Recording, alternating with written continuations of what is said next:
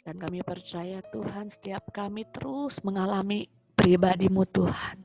Setiap kami merasakan kasih-Mu yang begitu indah bagi setiap kami.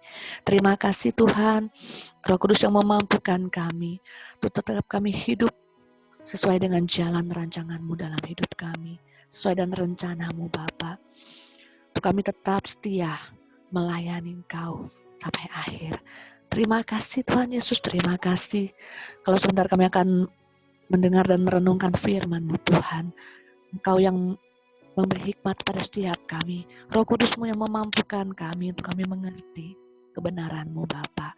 Terima kasih Engkau juga memberkati anak-Mu Yeni yang akan menyampaikan kebenaran-Mu Bapa.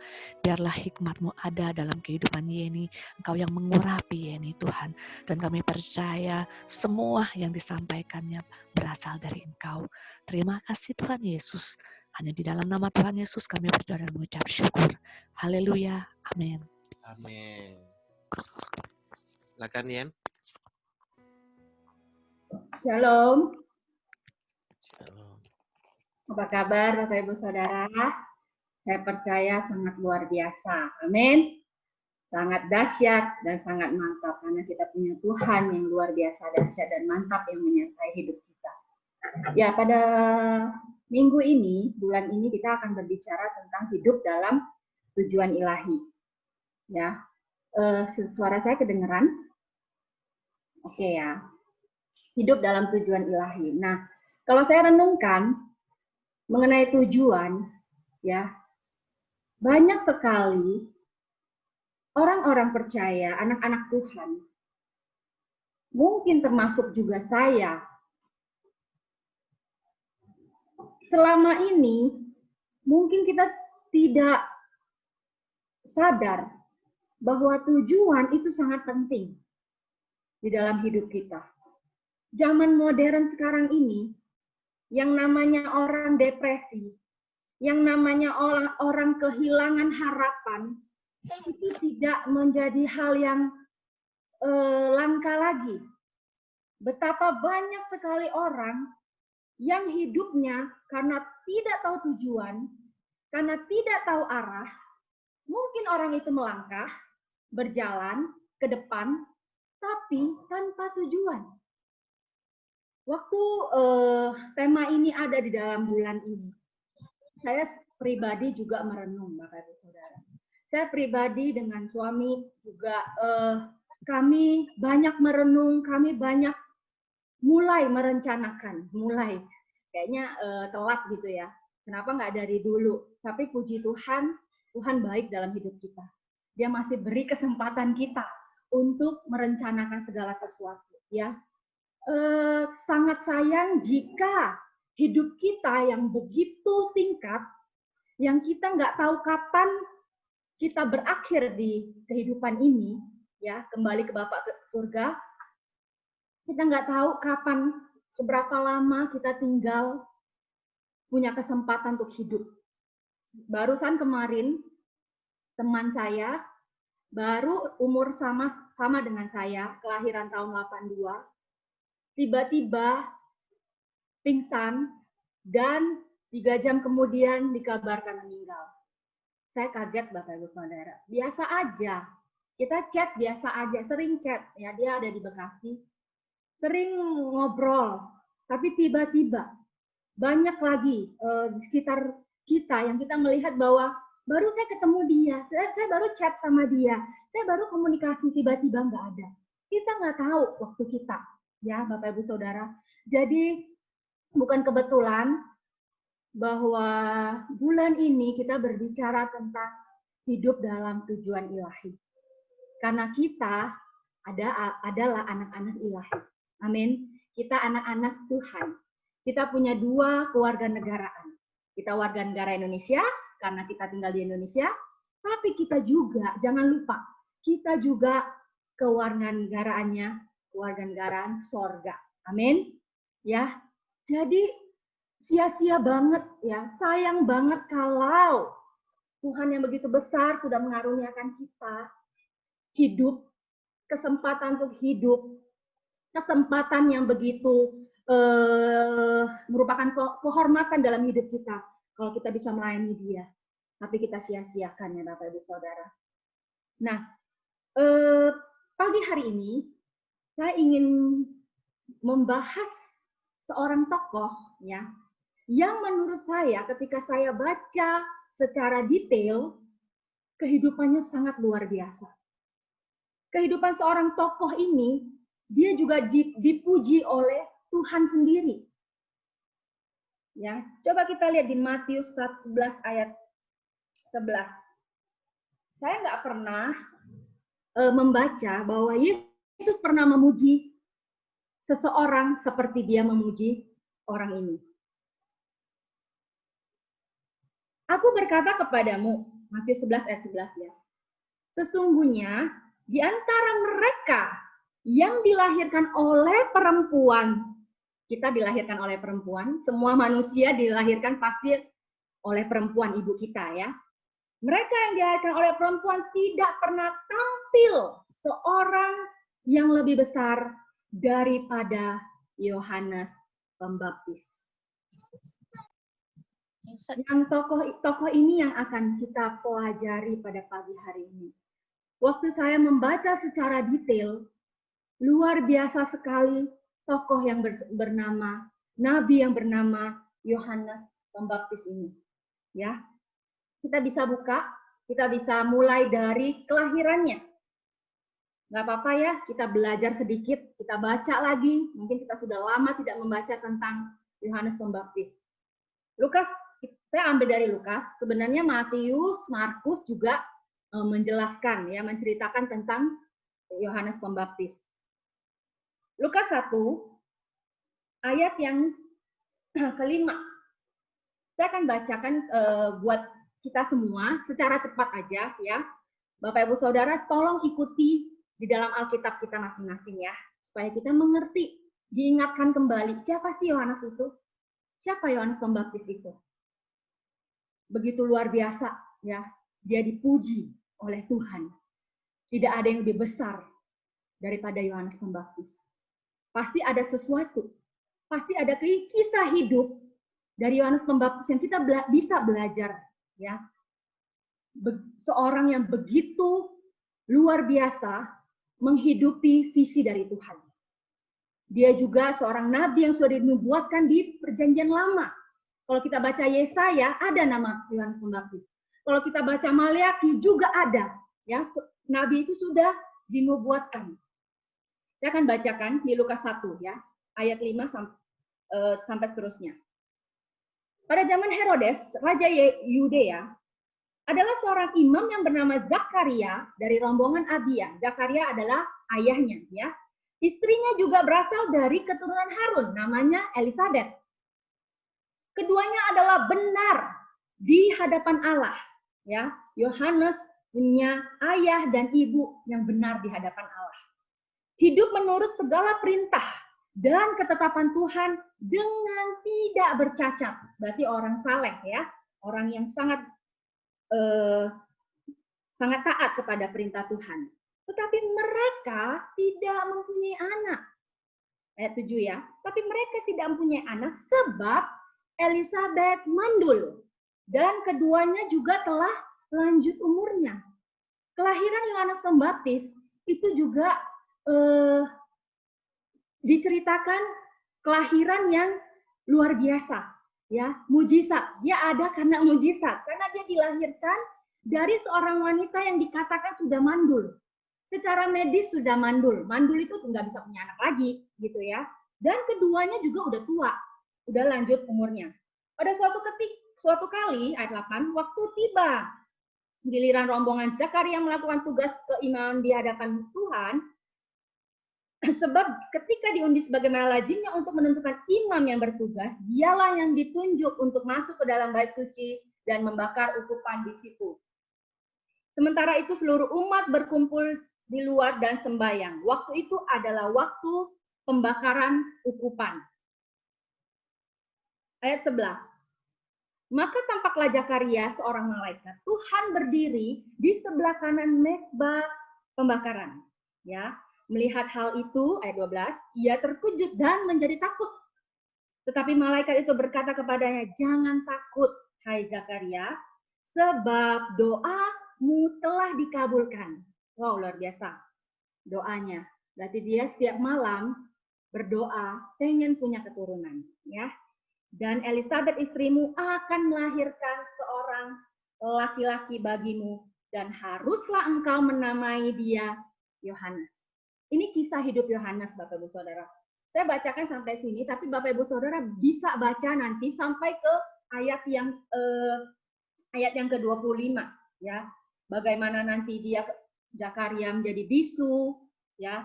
Dan setelah Yohanes lahir dia kembali bisa berbicara, luar biasa Bapak Ibu Saudara.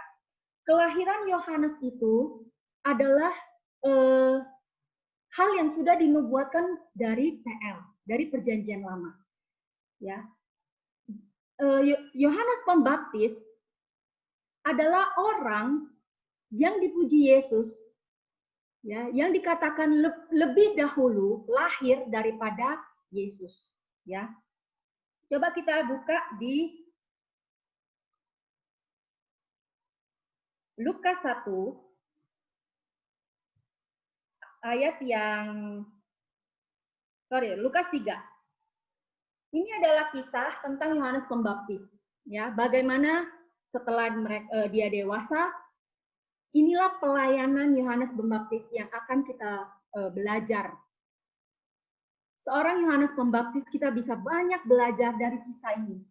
Bapak Ibu Saudara bisa baca dari Matius, bisa baca di Markus, tapi mengapa saya buka di Lukas? Karena di sini lebih jelas, Bapak Ibu Saudara, ya. Ada 4 hal yang kita bisa belajar dari yang namanya Yohanes Pembaptis. Bagaimana beliau hidup maksimal, ya, sesuai dengan tujuan awal Tuhan dalam hidupnya. Dia taat sampai akhir, ya. Dia menyelesaikan visi Tuhan. Dia berfungsi dengan baik, Bapak Ibu Saudara. Coba kita buka di Lukas 3. Kita baca. Mungkin agak panjang Bapak Ibu Saudara, ya, tentang Yohanes Pembaptis. Ayat yang pertama. Ya, share screen-nya. Oke. Lukas 3 ayat pertama. Saya bacakan, dalam tahun ke-15 dari pemerintahan Kaisar Tiberius, ketika Pontius Pilatus menjadi wali negeri Yudea dan Herodes raja wilayah Galilea, Filipus saudaranya, raja wilayah Iturea dan Tarkonitis dan Silanias raja wilayah Abilene. Kalau kita sekilas membaca ini, kalau kita pelajari, ini adalah orang-orang yang punya andil dalam pengadilan Yesus juga. Jadi di sini Lukas mau menjelaskan bahwa Yohanes Pembaptis memulai pelayanannya, ya, pada keadaan kekaisaran Roma. Ini adalah kekaisaran Roma, ya, di mana mereka adalah penguasa-penguasa, ya, pemerintah-pemerintah yang sangat kejam, Bapak Ibu Saudara, yang sangat rakus, ya, serakah, yang sangat bejat, ya, Bapak Ibu Saudara. Ayat 2, pada waktu Hanas dan Kayafas menjadi imam besar, datanglah firman Allah kepada Yohanes anak Zakaria di padang gurun. Ya, jadi Yohanes Pembaptis ini hidupnya bukan di kota, ya, tetapi waktu kecil, selama dikatakan sekitar 30 tahun, dia hidup di padang gurun, ya, di padang gurun.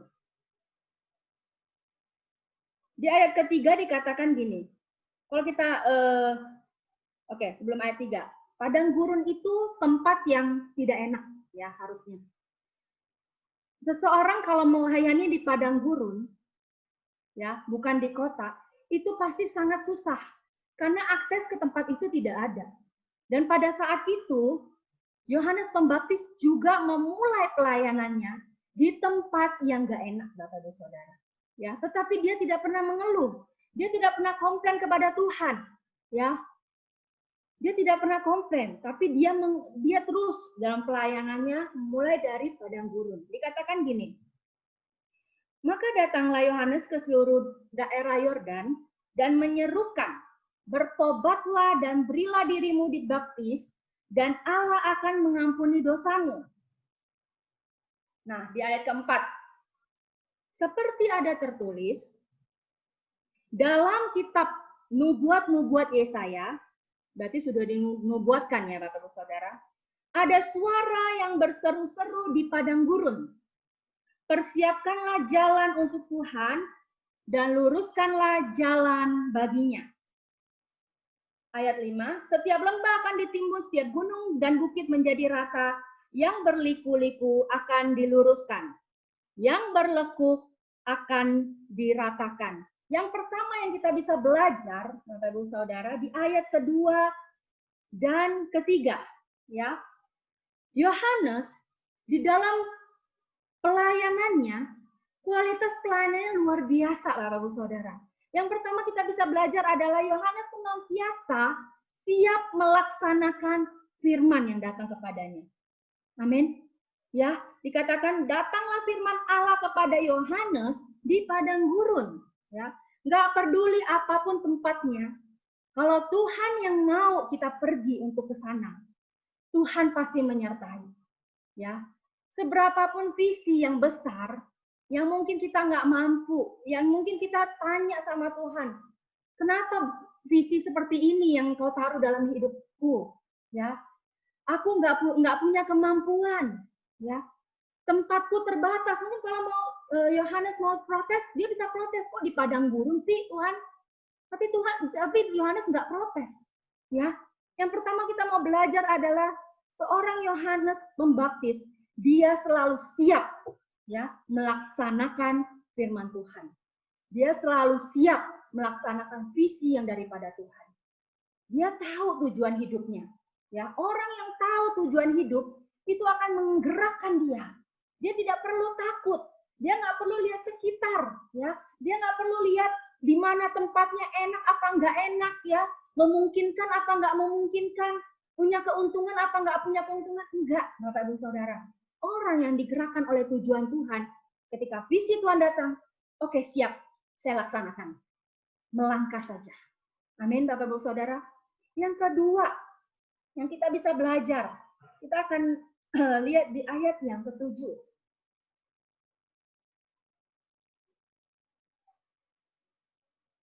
Ayat 5 dulu ya, saya baca lagi. Setiap lembah akan ditimbun dan setiap gunung dan bukit akan menjadi rata, yang berliku-liku akan diluruskan dan yang berlekuk-lekuk akan diratakan. Ayat 6, dan semua orang akan melihat keselamatan yang dari Tuhan. Ayat 7. Yuk kita baca bersama, kalau sudah ada kitab kita bisa baca. Lalu ia berkata kepada orang banyak yang datang ya kepadanya untuk dibaptis ya. Kita tahu Yohanes Pembaptis pasti tugasnya adalah untuk membaptis ya. Katanya, "Hai kamu keturunan ular beludak." Kasar ya, kayaknya kalau kita sepintas baca kasar ya. "Siapakah yang mengatakan kepadamu kamu supaya melarikan diri dari murka yang akan datang?" Ayat 8. "Jadi hasilkanlah buah-buah yang sesuai dengan pertobatan," katanya.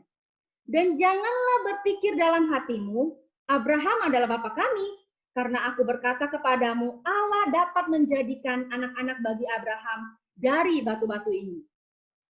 Kapak sudah tersedia pada akar pohon dan setiap pohon yang tidak menghasilkan buah yang baik akan ditebang dan dibuang ke dalam api."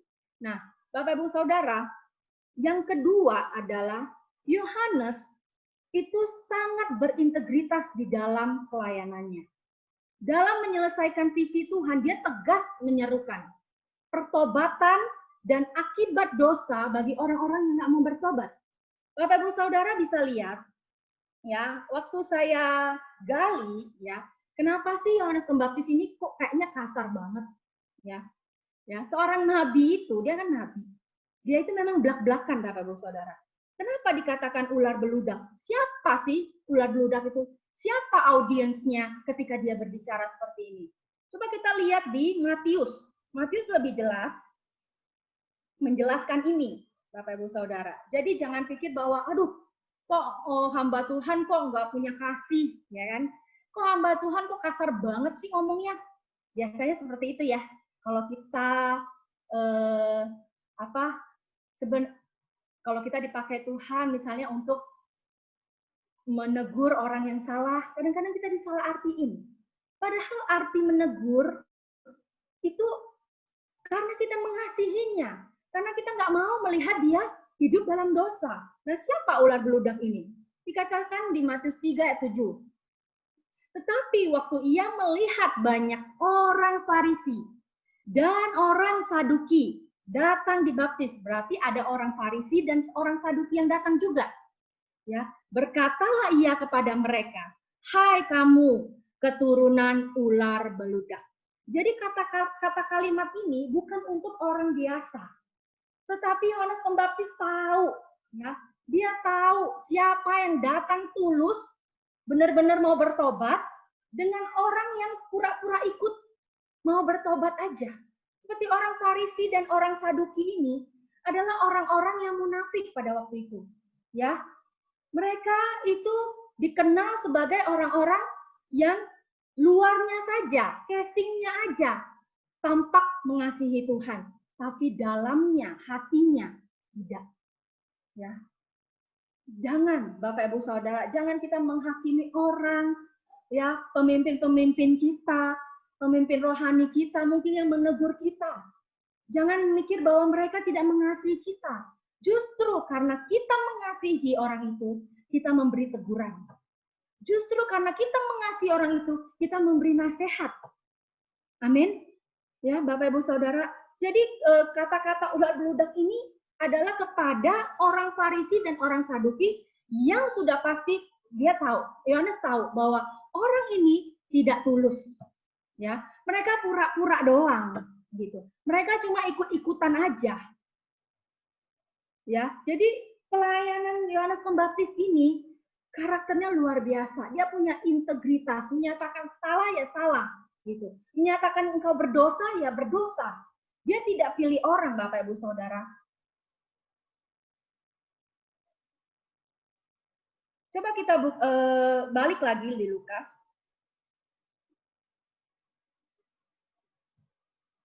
Ya, hal kedua adalah kita bisa belajar dari karakter dari Yohanes Pembaptis ini. Tegas dia. Dia punya integritas dalam menyerukan pertobatan dan juga akibat dosa bagi orang-orang pada zaman itu yang tidak mau bertobat, yaitu orang Farisi tadi dan orang Saduki. Ya. Yang ketiga kita mau belajar lagi. Coba kita buka di ayat Lukas 3 ayat yang ke-15. Coba kita baca dulu yang ayat ke-10 ya. Orang banyak bertanya kepadanya, jika demikian, apakah yang harus kami perbuat? Ayat 10. Ya, jawabnya, barang siapa mempunyai 2 helai baju, hendaklah ia membaginya dengan yang tidak punya.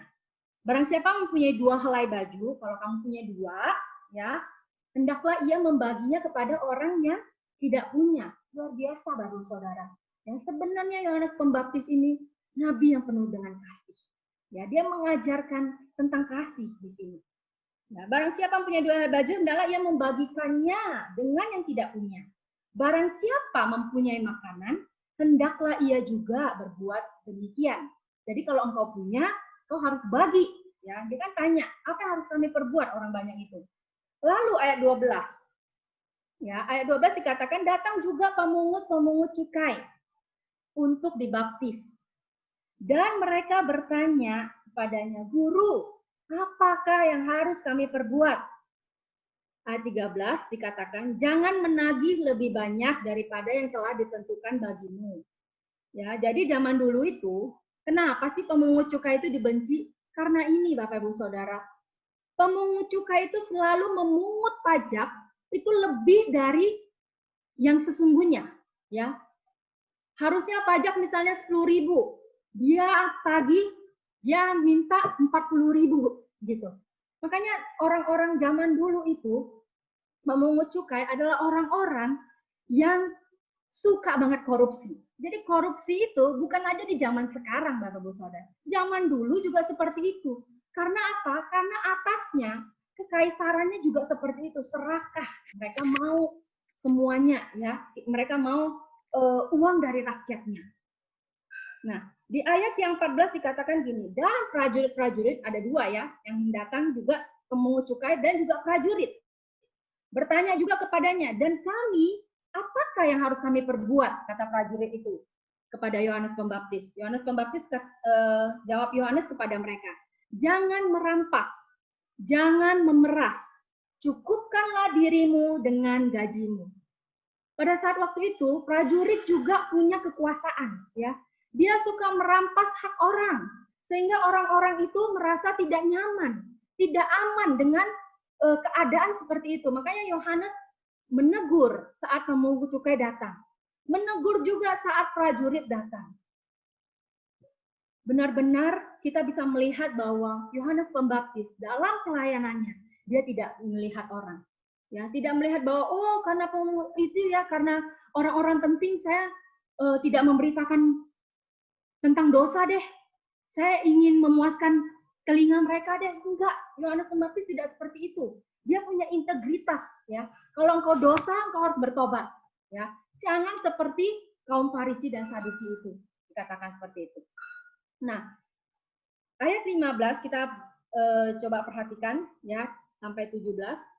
Tetapi karena orang banyak sedang menanti dan berharap, dan semuanya bertanya dalam hatinya tentang Yohanes, kalau ia adalah Mesias, ya. Waktu itu keadaannya Yohanes dipakai Tuhan luar biasa. Banyak orang berdosa datang kepada Yohanes. Sehingga orang-orang di luar sana, ya orang banyak itu ngomong-ngomong, ya. Mereka bilang dalam hatinya, mereka bertanya, siapa Yohanes? Jangan-jangan dia Mesias yang kita yang mereka tunggu itu. Tapi Yohanes tahu, karena dia seorang nabi ya, dia tahu. Yohanes menjawab di ayat 16, kita baca bersama, kita perhatikan bersama. Yohanes menjawab dan berkata kepada semua orang itu, aku membaptis kamu dengan air. Tetapi dia tidak bilang saya, tapi ia itu siapa? Ia itu Yesus.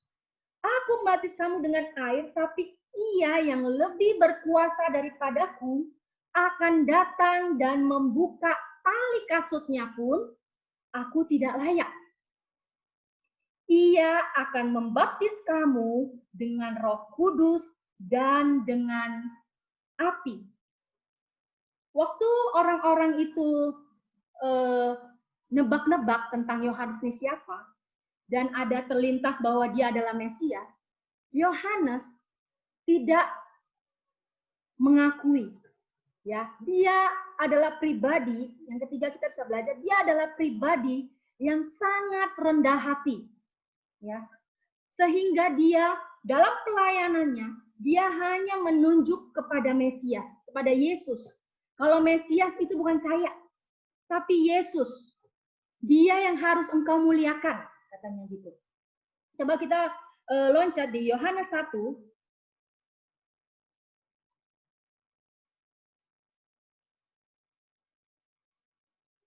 Yohanes 1 ayat yang ke-19, 20, 21 sampai 23. Dan inilah kesaksian Yohanes ketika orang Yahudi dari Yerusalem mengutus beberapa imam. Ini udah berubah ini lagi ya tempat ya. Tapi saya mau tunjukkan bahwa Yohanes adalah orang yang sangat rendah hati. Dia tidak pernah mencuri kemuliaan Tuhan walaupun dia punya kapasitas itu, ya. Pelayanannya sangat diurapi waktu itu, tapi dia sangat rendah hati. Dan inilah kesaksian Yohanes ketika orang Yahudi dari Yerusalem mengutus beberapa imam dan orang Lewi kepadanya untuk menanyakan dia, siapakah engkau? Ayat 20. Ia mengaku dan tidak berdusta. Ya, dia tidak pernah berdusta. Dia mengaku dan tidak berdusta, katanya, aku bukan Mesias. Ya. Lalu bertanya kepadanya, kalau begitu siapa engkau? Elia. Bukan, katanya. Engkau nabi yang akan datang. Terus dia jawab, bukan. Ayat 22. Kata mereka kepadanya, siapakah engkau? Karena sebab kami harus memberi jawab kepada mereka yang mengutus kami. Apakah katamu tentang dirimu sendiri? Ditanyain kayak gitu. Yohanes. Dia tidak meninggikan dirinya sendiri. Dia tidak memuji dirinya sendiri, Bapak Ibu Saudara. Di dalam pelayanan, ketika kita sudah di dalam puncak ya misalnya pelayanan kita, jangan kita memuji diri kita sendiri. Mungkin hidup kita sudah berbuah, ya kan? Mungkin kita sudah banyak membawa jiwa-jiwa datang kepada Tuhan. Tetaplah rendah hati, Bapak Ibu Saudara. Karena pelayanan itu miliknya Tuhan, bukan miliknya kita. Kita ini sama seperti Yohanes Pembaptis, kita ini hanya sebagai alatnya. Kita ini hanya sebagai mediator. Ya, Bapak Ibu Saudara. Jadi kita nggak perlu meninggikan, memegahkan diri kita. Paulus juga seperti itu, ya. Pribadi-pribadi yang dipakai Tuhan tapi tetap rendah hati. 23, Yohanes 1:23 dikatakan, jawabnya, akulah suara orang yang berseru-seru di padang gurun.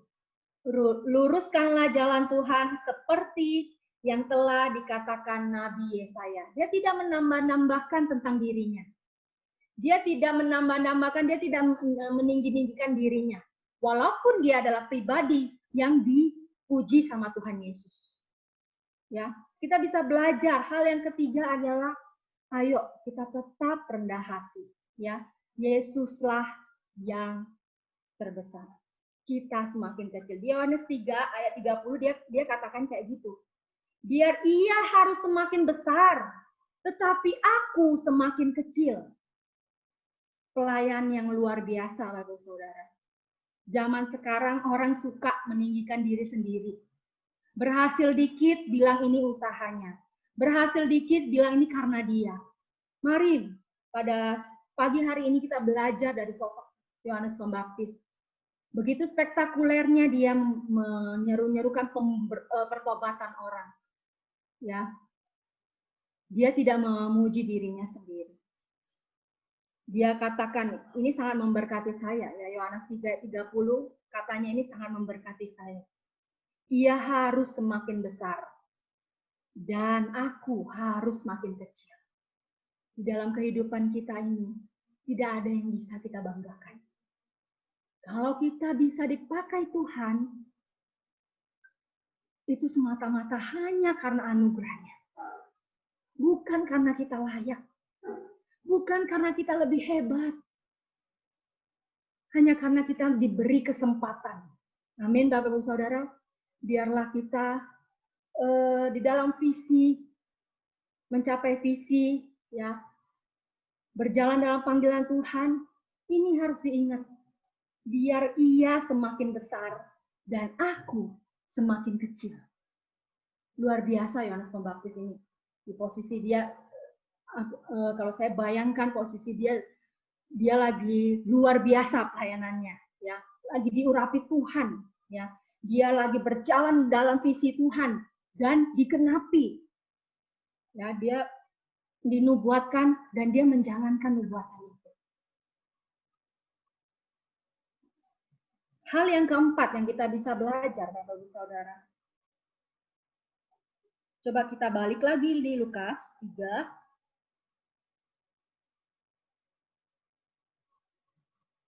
Yang keempat, Yohanes Pembaptis finishing well, ya. Dia benar-benar berjalan dalam panggilan Tuhan sampai mati. Kenapa dia seperti itu?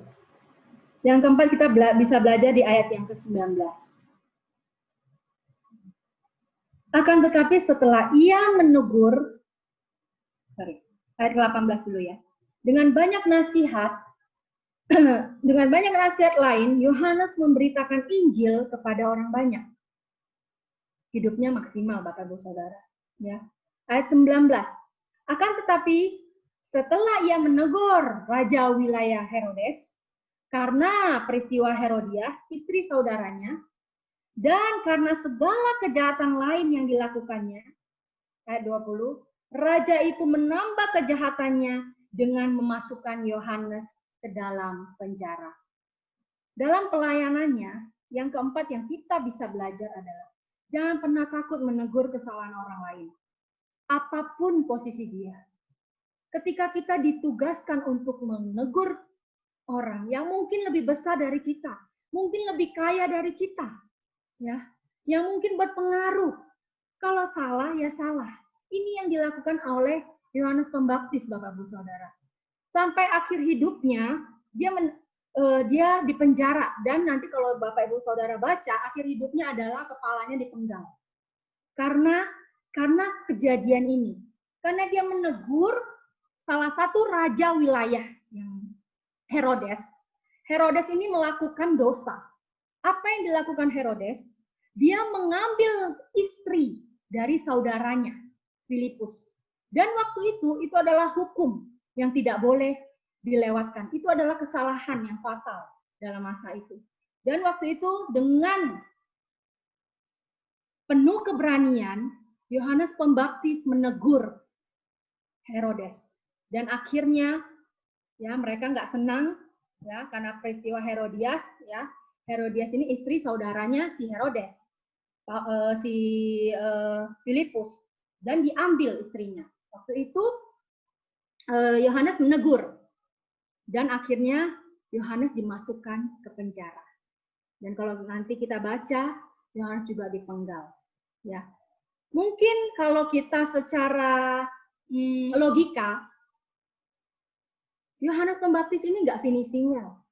Loh, buktinya itu dia mati kok. Buktinya dia melawan kekaisaran orang-orang besar, dia masuk penjara. Buktinya dia mati, dipenggal kepalanya.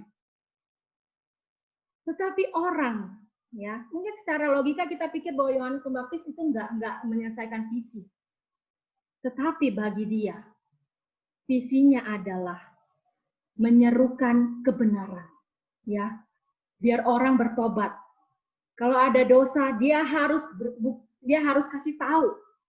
Nggak peduli siapapun yang ada di hadapan dia, dia benar-benar menegur kesalahannya, ya, tanpa memandang jabatan, tanpa memandang status.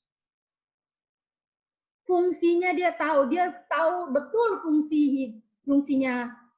Yohanes Pembaptis tahu betul fungsinya. Dia adalah seorang nabi.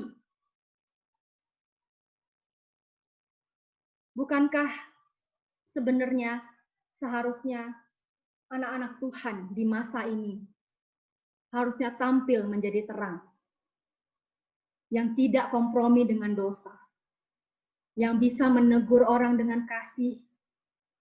Ya, bukan kalau kita menegur, menasihati itu bukan artinya kita menghakimi. Kayak gimana-gimana, enggak, ya. Menghakimi itu ya karena menegur, karena menasihati, karena kita sayang sama dia, karena kita ingin melihat dia baik. Ya. Kalau kita melihat sahabat kita berjalan, terus depannya itu jurang, masa kita nggak mau kasih tahu sahabat kita? Justru karena sahabat, kita kasih tahu, jangan lewat sana. Kalau kamu lewat sana, kamu jatuh ke jurang. Jadi didikan, nasihat, teguran, itu bukan berarti kita membenci pribadinya. Tetapi kita berusaha untuk menyadarkan dia akan dosa dan kesalahannya. Ya, bukan kita lebih hebat, bukan kita lebih suci, bukan. Tapi sebagai saudara seiman, kita harus sama-sama ya menopang. Kalau ada yang lemah, kalau ada yang udah mulai keluar dari jalur Tuhan, ayo kita sama-sama tarik lagi. Itu kewajiban kita. Ya, kita tegur kalau ada yang hidup dalam dosa. Jatuh dalam dosa oke lah, kita masih bisa jatuh dalam dosa. Tapi jangan hidup di dalam dosa. Sama seperti Yohanes Pembaptis ini. Dia tegur kesalahan meskipun itu adalah raja wilayah. Ya. Meskipun dia tahu konsekuensinya kalau saya membuka dosa-dosa seorang raja, orang yang berpengaruh, itu pasti akan mengancam nyawa saya. Tapi demi visi Tuhan, ya. Demi visi Tuhan terjadi dalam hidup Yohanes Pembaptis, dia harus mati demi untuk menyuarakan kebenaran. Amin, Bapak Ibu Saudara. Ya, hal-hal yang tadi yang saya udah bahas, Bapak Ibu Saudara, kita bisa terapkan di dalam kehidupan kita ketika kita berjalan dalam visi. Amin, Bapak Ibu Saudara. Ya, mari ya kita belajar dari Yohanes Pembaptis yang siap sedia, selalu siap sedia melaksanakan firman Tuhan. Karena waktu kita berjalan dengan visi, dalam visi itu bukan semua jalan itu terbuka, lancar, enggak. Pasti ada prosesnya. Nah, kita harus kuat di dalam proses. Ya. Dan kita juga jangan pikir bahwa proses adalah segala-galanya yang bisa menghancurkan hidup kita. Jangan. Ketika ada proses yang datang dalam hidup kita, ketika kita berjalan dalam visi Tuhan, kita jalani saja. Ya, sama seperti Yohanes Pembaptis. Dia nggak takut. Walaupun nyawanya terancam, dia nggak takut. Dia tetap berdiri sebagai nabi, ya, yang memberitakan Injil, yang memberitakan kebenaran, sehingga orang-orang berdosa bisa bertobat dan dibaptis. Amin, Bapak Ibu Saudara. Perlu sekali kita tahu tujuan hidup kita. Kalau saat ini mungkin banyak di antara kita yang belum tahu tujuan hidup. Untuk apa sih saya hidup di dunia ini? Mari kita renungkan. Kalau kita nggak punya waktu untuk merenungkannya, kita nggak punya waktu untuk berdoa, tanya Tuhan, saya pikir kita sampai nanti akhir hidup kita, yang kita nggak tahu berapa lama, itu juga sama aja. Jalan ke depan, tapi tanpa arah. Nah, itu yang nggak boleh, Bapak Ibu Saudara. Karena sebenarnya kita diciptakan dengan tujuan yang luar biasa. Amin. Sama seperti Yohanes Pembaptis. Kita juga diciptakan dengan tujuan masing-masing kita yang luar biasa. Alangkah sayangnya kalau kita menjalaninya, hari-hari kita biasa-biasa aja. Ya, Bapak Ibu Saudara, mungkin pagi hari ini saya hanya bisa sharing seperti ini, ya. Itu juga memberkati hidup saya terlebih dahulu waktu saya membaca ini, makanya saya mau sharing kepada Bapak Ibu Saudara, ya. Biarlah Roh Kudus yang membukakan, ya, yang membuat pengertian dalam hidup setiap kita. Setelah kita membaca, mendengar tentang Yohanes Pembaptis, banyak tokoh-tokoh yang lain yang kita bisa baca. Tapi pagi hari ini saya sangat terberkati, sehingga saya mau sharing kepada Bapak Ibu Saudara. Jangan hidup tanpa tujuan. Jangan hidup tanpa arah. Kalau kita hidup tanpa arah dan tujuan, sia-sia, Bapak Ibu Saudara. Dan nanti waktu kita sudah tidak punya kesempatan lagi, kita baru menyesal. Jangan. Selagi kita masih ada kesempatan, mari kita temukan tujuan hidup kita, sehingga itulah yang menggerakkan kita untuk hidup hari-hari ini. Ya, kalau kita nggak punya tujuan hidup, kita sedang digerakkan oleh hal-hal yang lain yang kita sudah belajar waktu di NLC, di FC, ya.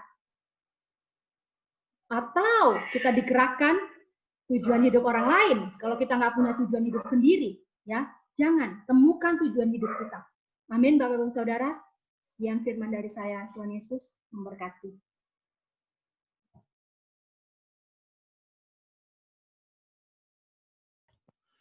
Oke, kita berikan kemuliaan bagi nama Tuhan. Dan saudara, memang hidup ini harus punya tujuan ya. Jangan sampai tujuan kita adalah tujuan keinginan duniawi juga. Keinginan daging. Ada orang yang hidup karena tujuan keinginan daging. Keinginan dunia. Jadi sehingga akibatnya apa? Alkitab berkata dunia ini sedang berlalu dengan segala keinginannya. Itu hanya sementara. Tapi marilah kita hidup dengan tujuan ilahi.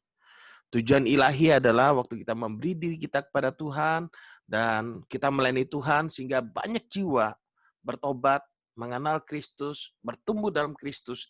Itulah tujuan ilahi dalam hidup kita. Jadi nggak apa-apa saudara punya target dalam pekerjaan, dalam melakukan segala sesuatu, itu baik. Punya kerinduan ini, kerinduan itu, di dalam dunia ini itu baik. Tapi jangan pernah lupakan tujuan ilahi dalam hidup kita. Dan dibutuhkan satu keberanian untuk kita melangkah dalam panggilan Tuhan. Sekali lagi dibutuhkan satu keberanian untuk kita melangkah dalam panggilan Tuhan, dibutuhkan anugerah Tuhan dalam hidup kita. Jadi hari ini kita sudah belajar 4 hal. Yang pertama, siap selalu ketika diberikan tugas, diberikan kepercayaan oleh Tuhan untuk melayani, memenuhi panggilannya. Yang kedua, kita harus tegas dalam membuat keputusan, jangan kompromi, jangan mudah tergoda dengan percobaan, gitu ya. Yang ketiga, rendah hati. Yang keempat, kita finishing well. Kita akhiri pertandingan ini dengan baik bagi kemuliaan nama Tuhan. Jangan biarkan hati kita dikuasai oleh segala sesuatu yang negatif, seperti keinginan daging, kesombongan, hawa nafsu, dan sebagainya. Karena hidup kita ini adalah anugerah Tuhan. Amin. Hidup kita ini karena kemurahan Tuhan. Mari kita ambil waktu sejenak untuk merenungkan kebenaran firman Tuhan. Kita berdoa.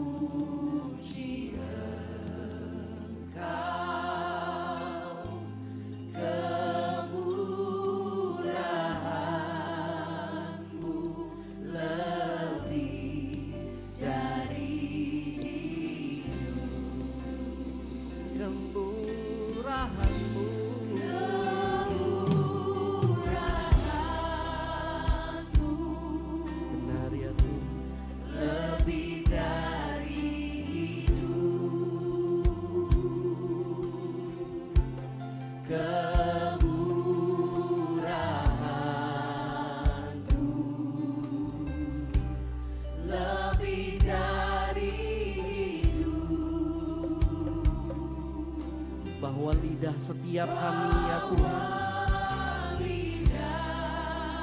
akan terus memuji Engkau Tuhan Yesus.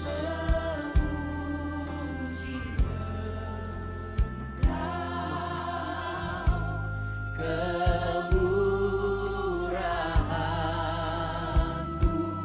lebih dari kemurahan-Mu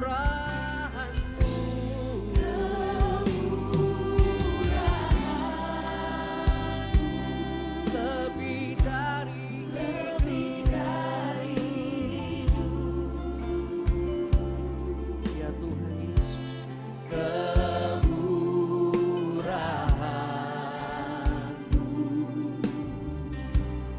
lebih dari bahwa lidahku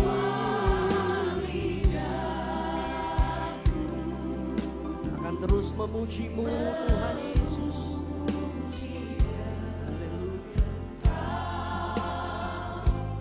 Kemurahan-Mu lebih dari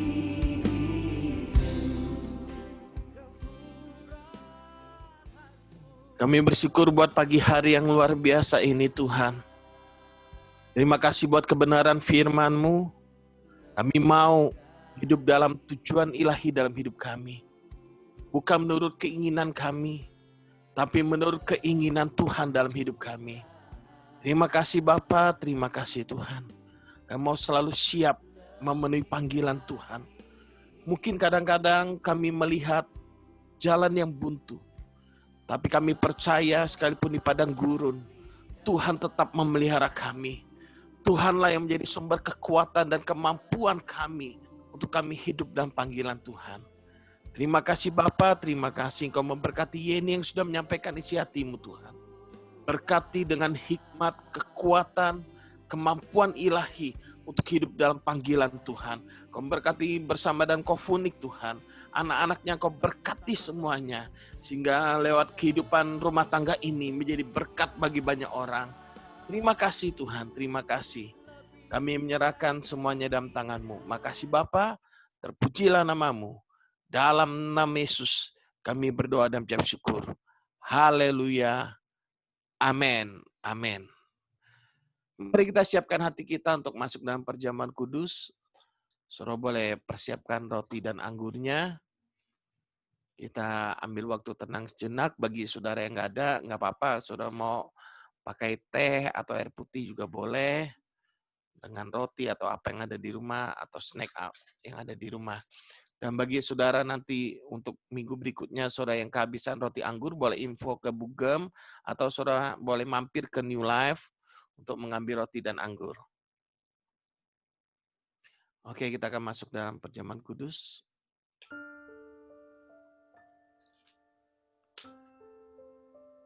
Terima kasih Tuhan.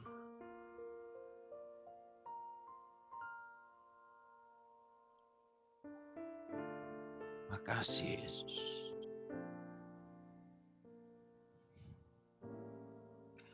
Mari kita angkat roti pada tangan kanan kita bersama-sama. Terima kasih Tuhan. Makasih Roh Kudus.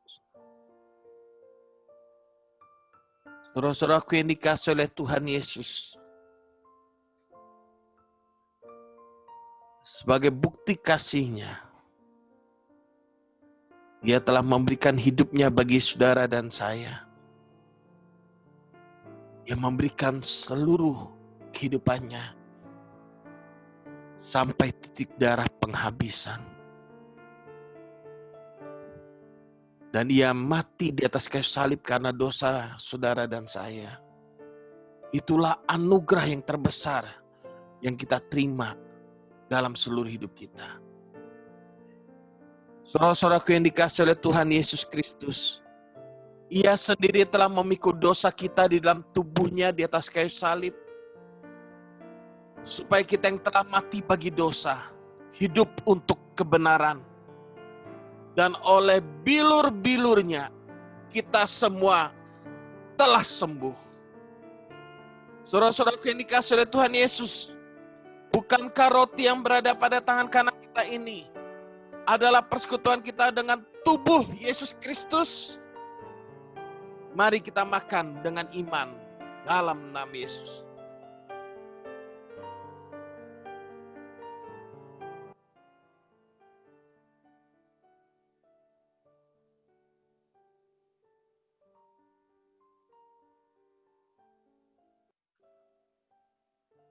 Mari kita angkat anggur pada tangan kanan kita bersama-sama. Saudara-saudara yang dikasihi Tuhan, inilah darah pendamaian, yaitu darah Yesus Kristus yang memperdamaikan kita dengan Allah sekali untuk selama-lamanya. Sebab di dalam Dia dan oleh darahnya kita telah beroleh penebusan, yaitu pengampunan dosa menurut kekayaan kasih karunia-Nya. Saudara-saudaraku yang dikasihi oleh Tuhan Yesus Kristus, bukankah anggur yang berada pada tangan kanan kita ini adalah persekutuan kita dengan darah Kristus? Mari kita minum dengan iman dalam nama Yesus.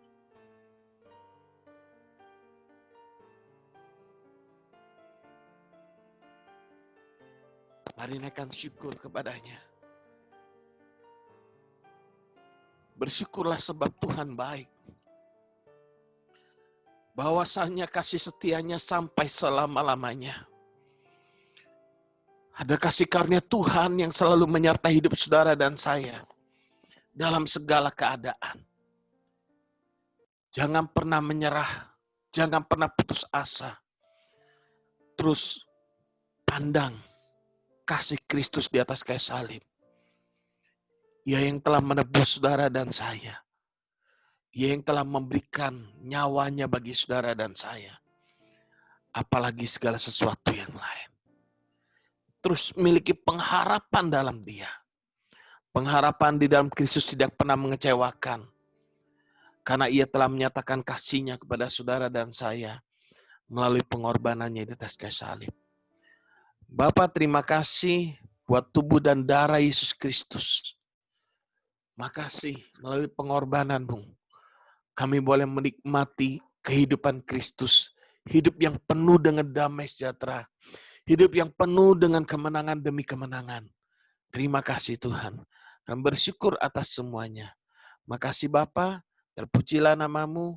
Dalam nama Yesus kami berdoa dan mengucap syukur. Haleluya. Amin. Amin. Amin. Oke, saudara-saudara, kegiatan kita besok kita ada pertemuan IS Team. Dan besok kita akan tes DISC bersama. Filenya sudah dikirim kepada saudara. Saudara bisa ngeprint. Jadi nanti akan dipandu besok pada saat pertemuan IS Team. Jadi saudara bisa ngisi untuk kita mengenali kepribadian karunia, talenta yang Tuhan berikan dalam hidup kita. Kemudian hari Rabu kita ada doa. Saya berharap semakin banyak yang ikut dalam pertemuan doa kita hari Rabu online. Dan kalau saudara ada pergumulan, saudara bisa informasikan WA ke saya atau ke Bugem untuk kita doakan bersama di hari Rabu. Hari Rabu kita akan lebih banyak doa syafaat. Jadi saudara yang rindu untuk berdoa buat orang lain, buat sesama kita, buat kota ini, kita akan di hari Rabu, saudara. Kita percaya mujizat masih terjadi hingga hari ini. Amin. Kita percaya Tuhan tetap bekerja hingga hari ini. Jadi jangan pernah menyerah, jangan putus asa, saudara. Apapun pergumulan yang kita alami, yuk sama-sama kita merendahkan hati di bawah kaki Tuhan, berharap penuh pada Tuhan. Saudara-saudara yang sedang dalam keadaan baik, saudara-saudara yang sedang diberkati, yang dapat promosi dan sebagainya, tetap juga rendahkan hati di hadapan Tuhan. Kita menyadari bahwa itu semua karena anugerah Tuhan. Tidak ada sesuatu yang bisa kita sombongkan dan banggakan. Mari kita bersama-sama memberi diri, melayani, dan melayani. Jadi hari Rabu kita ada doa jam 7, saudara. Semakin banyak kita berdoa, saya percaya kuasa Tuhan bekerja. Kemudian hari Minggu kita ibadah tetap jam 8 dan jam 5 sore. Saya sedang berpikir untuk pertemuan doa kita Rabu di gereja, cuman belum. Nanti saya akan umumkan kepada saudara. Karena kita lihat habis demo kemarin kita nggak tahu lagi bagaimana perkembangan. Memang puji Tuhan, Batam sudah banyak yang sembuh gitu ya. Ada 300 lebih ya kemarinnya yang sembuh ya dalam satu hari. Puji Tuhan kita terus berdoa. Dan saat semuanya baik, tetap pesan saya jangan lengah. Tetap pakai protokol, saudara, bukan kita tidak beriman, kita percaya Tuhan juga pakai pemerintah. Ya, itu otoritas yang ada di atas kita. Kita disuruh ibadah di rumah, kita ibadah di rumah dulu. Kemudian kalau kita suruh pakai protokol, kita pakai aja protokol. Kan bagus buat kita. Kita nggak usah berbantah-bantahan gimana lah. Kita ikutin saja, kita taati, kita berdoa buat Batam supaya semakin lebih baik. Dan nanti sebelum kita tutup, kita juga berdoa buat saudara-saudara yang ingin didoakan apa mungkin secara khusus Gilbert mungkin khususnya boleh tunjukkan Gilbert. Ya puji Tuhan Gilbert sudah pelan-pelan makin membaik. Matanya ketika dibuka juga sudah mulai bersih, enggak kuning, enggak susah sekali juga buka. Kemudian sudah semalam kata Bu Susi sudah mulai bisa mengangkat tangannya. Mulai ada respon, saudara, kita berdoa. Tuhan kasih kesempatan kembali. Nah ini Gilbert, saudara, masih ada di awal bros. Kita akan berdoa juga buat Gilbert. Dan dia lagi istirahat, nggak apa-apa. Tapi sudah ada respon. Waktu Kofunik jaga sudah bisa menguap ya, kok ya? Ya. Ya, sudah mulai kelihatan responnya ada. Ya, mudah-mudahan nanti sambil didengarkan lagu-lagu yang direkam waktu Gilbert main keyboard itu, kita sudah kasih Bu Susi, terus dengar, itu menjadi rangsangan di sarafnya dia, untuk dia memberikan respon lagi.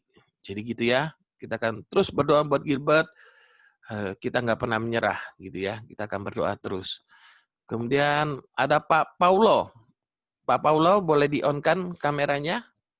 Apakah masih ada di sana? Pak Paulo?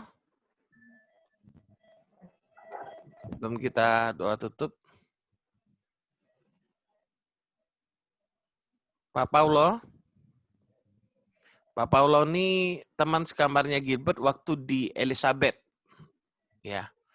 Dan yang kita pernah berdoa bersama, ada benjolan di dekat lehernya sini, yang menurut dokter kelenjar getah bening, tapi puji Tuhan sudah mulai keluar nananya, sudah mulai kempes gitu ya. Tidak sampai hingga hari ini tidak dioperasi.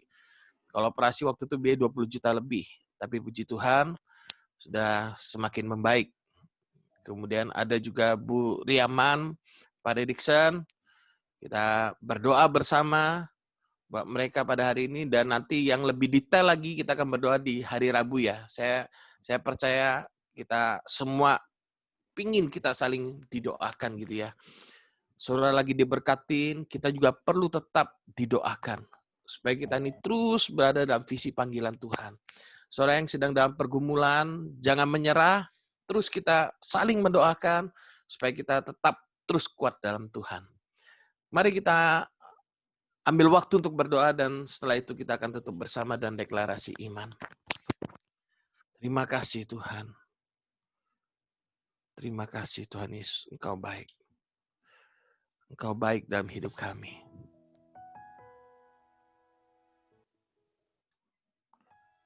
Sungguh kami bersyukur Tuhan buat anugerah kesehatan yang Kau berikan dalam hidup kami. Dalam setiap tarikan nafas kami. Dalam setiap aliran darah kami. Kami mau mengucap syukur. Engkau baik dalam hidup kami Tuhan. Dan secara khusus saat ini kami berdoa buat saudara kami, Gilbert yang sedang berada di rumah sakit Tuhan. Roh Kudus, mari kita arahkan tangan kita bersama-sama melalui media yang ada. Kita percaya, kita bersahati. Kuasa Roh Kudus menjamah Gilbert saat ini. Dan oleh bilur-bilur Yesus, Gilbert memperoleh kekuatan kembali di dalam nama Yesus. Seluruh peredaran darahnya, jaringan sarafnya, kembali berfungsi dengan sempurna di dalam nama Yesus. Kau menolong Tuhan. Berikan lagi kesempatan untuk melayani Engkau Tuhan. Gilbert masih muda Tuhan. Berikan kesempatan untuk memuji dan menyembah Tuhan. Makasih Tuhan. Berikan hikmat pada setiap dokter yang menangani. Dan biarlah kehidupan Gilbert boleh menjadi kesaksian bagi banyak orang. Memuliakan Tuhan dalam seluruh kehidupannya. Terima kasih Tuhan. Dalam nama Yesus. Kami juga berdoa buat Pak Paulo Tuhan. Terima kasih. Benjolan itu sudah keluar nanah dan sudah kempes kembali di dalam nama Yesus. Kau sembuhkan seluruhnya dengan sempurna dalam nama Yesus. Sehingga Pak Paulo tidak perlu dioperasi, ia memperoleh kekuatan yang sempurna yang daripada Tuhan. Ia boleh kembali bekerja dan memuliakan nama Tuhan. Terima kasih Bapak, terima kasih. Makasih Tuhan. Kami juga berdoa buat Bu Riaman Tuhan. Kau sembuhkan bekas operasinya dalam nama Yesus dengan sempurna. Roh, jiwa, dan tubuhnya Kau sembuhkan dengan sempurna. Kau menjamahnya dengan kuasa yang ajaib. Dengan kuasa bilur-bilur Yesus, semuanya boleh sembuh dalam nama Yesus. Berikan hikmat pada Pak Redikson dalam membimbing Bu Riaman Tuhan. Dalam memberikan kasih sayang dan kekuatan yang daripada Engkau. Terima kasih Bapak, terima kasih. Kami juga berdoa buat Aikesia Tuhan. Di dalam nama Yesus, Kalau hingga saat ini, Aikesia mesti rutin cuci darah. Tapi kami percaya kehidupan Aikesia adalah anugerah Tuhan. Bapa, Engkau sembuhkan Aikesia dengan sempurna dalam nama Yesus. Kuasa-Mu yang tak terbatas itu menjamah Aikesia, Tuhan. Peluk Aikesia dengan kasih sayangnya daripada Engkau, Tuhan. Engkau Tuhan yang baik. Sekalipun mungkin banyak hal kami tidak mengerti apa yang sedang terjadi dalam hidup kami. Tapi kami akan selalu mengingat Tuhan baik. Tuhan baik dalam hidup kami. Terima kasih Tuhan. Terima kasih Tuhan Yesus. Terima kasih. Kami juga berdoa buat Pak Ahok, Tuhan. Kau menjamah, memulihkan seluruhnya, berikan kesehatan yang sempurna dalam nama Yesus. Terima kasih Tuhan Yesus. Makasih Bapa, makasih buat semuanya. Demikian pula buat seluruh keluarga New Life Tuhan. Aku berdoa, Roh Kudus, Engkau yang menjaga dan melindungi kami yang sedang dalam keadaan baik, sehat, boleh bekerja, bahkan mungkin sebagian kami semakin diberkati. Engkau tetap menjaga kami Tuhan. Sehingga kami tidak jatuh dalam pencobaan karena ada anugerah Tuhan yang selalu menguatkan, memfokuskan setiap kami kepada Engkau. Terima kasih Tuhan. Demikian pula buat setiap keluarga New Life yang sedang mengalami pergumulan. Baik pergumulan ekonomi, pergumulan keluarga, pergumulan kesehatan. Aku berdoa Bapa, peluk setiap kami dimanapun kami berada. Dalam nama Yesus, kasih Kristus mengalir atas setiap kami dan secara khusus kami yang mengikut ibadah pada pagi hari ini. Kasih Kristus melembutkan hati kami, membawa kami untuk mengenal Engkau secara pribadi. Dan kasih Kristus itu terus mengalir dalam hati kami, sehingga kami boleh bereaksi benar dalam setiap masalah, dalam setiap tekanan, dalam setiap problem yang kami hadapi. Kami semua boleh bereaksi benar Tuhan, sesuai dengan apa yang Kau mau dalam hidup kami. Terima kasih Bapa, terima kasih Tuhan. Kami menyerahkan seluruh hidup kami dalam tangan-Mu. Kami percaya kasih karunia Tuhan terus menuntun dan berlimpah dalam hidup kami. Terima kasih Bapa, makasih Tuhan Yesus. Mari kita deklarasikan iman kita bersama. Aku percaya kasih karunia Tuhan Yesus Kristus berlimpah-limpah dalam hidupku sampai selama-lamanya. Aku percaya Roh Kudus ada dalam hidupku, melindungi aku, menyertai aku, dan memberkati hidupku. Aku percaya kasih-Nya, kuasa-Nya, hikmat-Nya, pengurapan-Nya, perlindungan-Nya, penyertaan-Nya, serta berkat-berkat-Nya berlimpah-limpah dalam hidupku sampai selama-lamanya. Saudara-saudaraku yang dikasihi oleh Tuhan Yesus, terjadilah sesuai dengan apa yang telah kita imani dan apa yang telah kita katakan bersama. Dalam nama Bapa, Anak, dan Roh Kudus, yaitu dalam nama Tuhan Yesus Kristus. Yang percaya kita semua diberkati bersama dan saya berkata, amin. Amin.